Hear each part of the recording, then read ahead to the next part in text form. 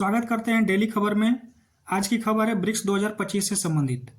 17वां BRICS शिखर सम्मेलन 6-7 जुलाई 2025 को Rio de Janeiro Brazil में आयोजित किया जाएगा। ब्राजील ने 1 जनवरी 2025 को ब्रिक्स की अध्यक्षता संभाली है और शिखर सम्मेलन तक 100 से अधिक बैठकों का आयोजन और समन्वय करेगा।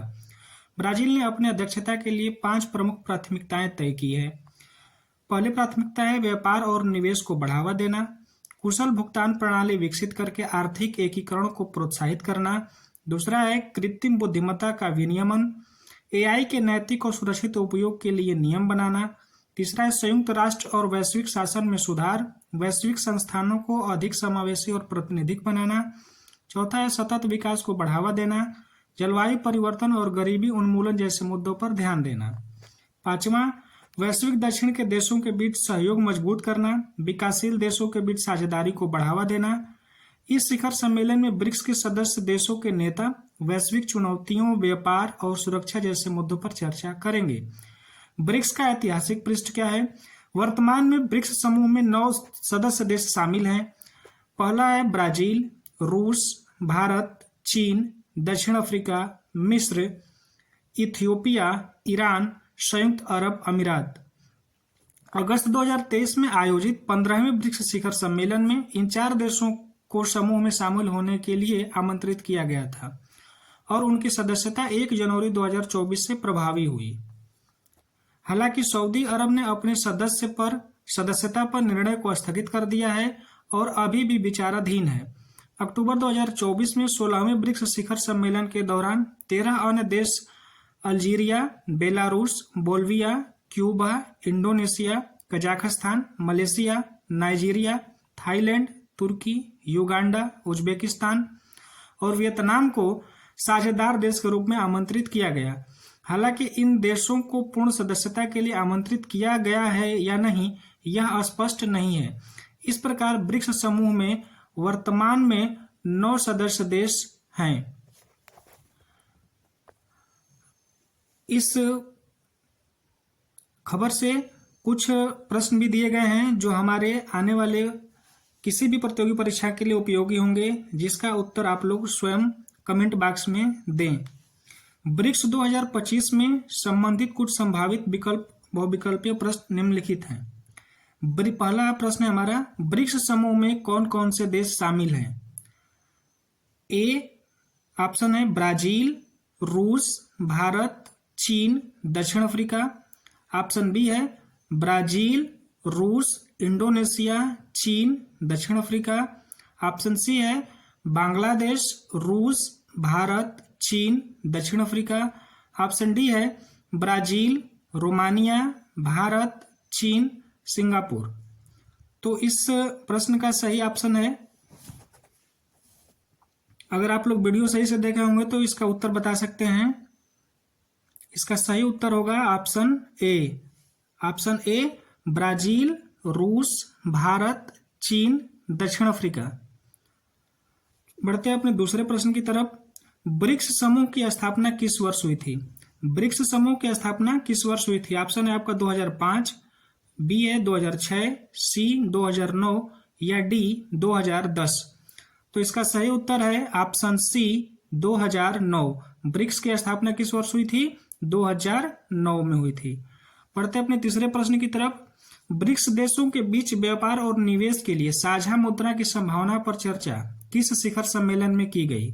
ऑप्शन है ए ब्रिक्स 2019 में, ऑप्शन बी ब्रिक्स 2021 में, ऑप्शन सी ब्रिक्स 2023 में या ऑप्शन डी ब्रिक्स 2025 में।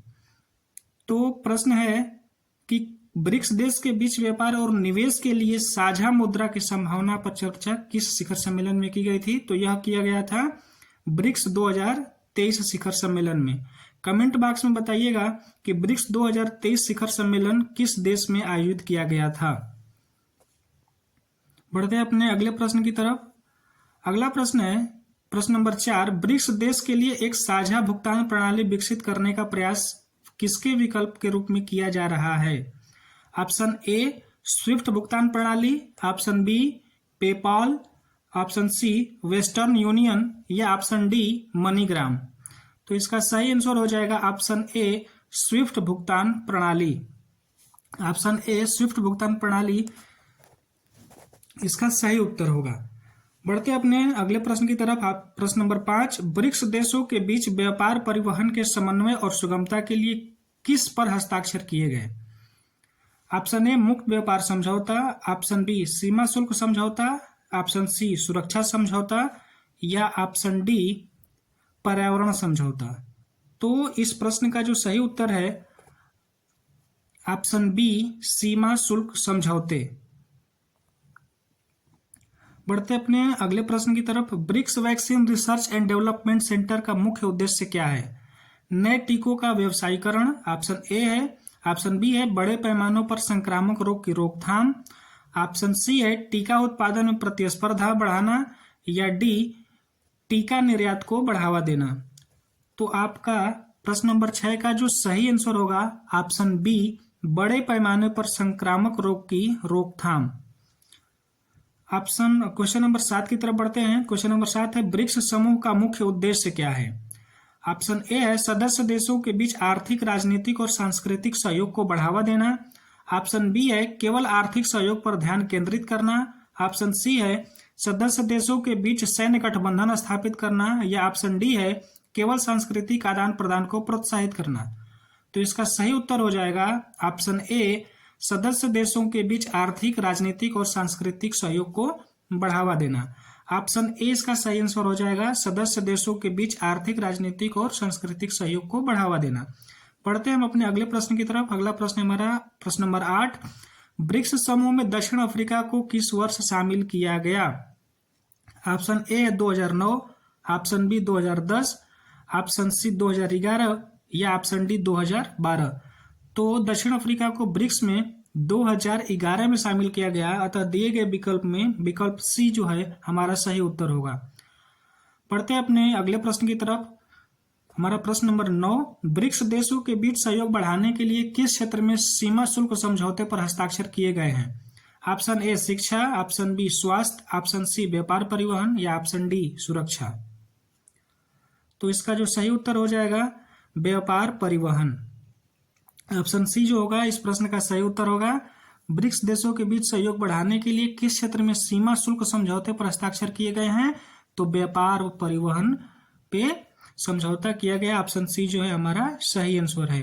बढ़ते हैं अपने अगले प्रश्न की तरफ। प्रश्न नंबर 10 जो इस सेशन का अंतिम प्रश्न होगा, ब्रिक्स समूह के संदर्भ में वैश्विक दक्षिण शब्द का अर्थ क्या है? ए दक्षिण गोलार्ध के सभी देश, बी विकसित देश, सी विकासशील और उभरती अर्थव्यवस्थाएं या ऑप्शन डी दक्षिण अमेरिका के देश। तो इस प्रश्न का जो सही उत्तर हो जाएगा ऑप्शन सी होगा विकासशील और उभरती अर्थव्यवस्थाएं। इन प्रश्नों के माध्यम से आप ब्रिक्स 2025 से संबंधित महत्वपूर्ण तथ्यों और घटनाओं की समझ विकसित कर सकते हैं, जो हमारे आने वाले एग्जाम यूपीपीसीएस, यूपीएससी, आरओ या अन्य प्रतियोगी परीक्षाओं के लिए सहायक होगा। तो यह हमारा प्रयास आप लोगों को कैसा लगा कमेंट बॉक्स में जरूर बताइएगा। अगर अच्छा लगे तो वीडियो को लाइक करिएगा, चैनल को सब्सक्राइब करिएगा और अपने मित्रों में, अपने दोस्तों के बीच इस वीडियो को शेयर करिएगा।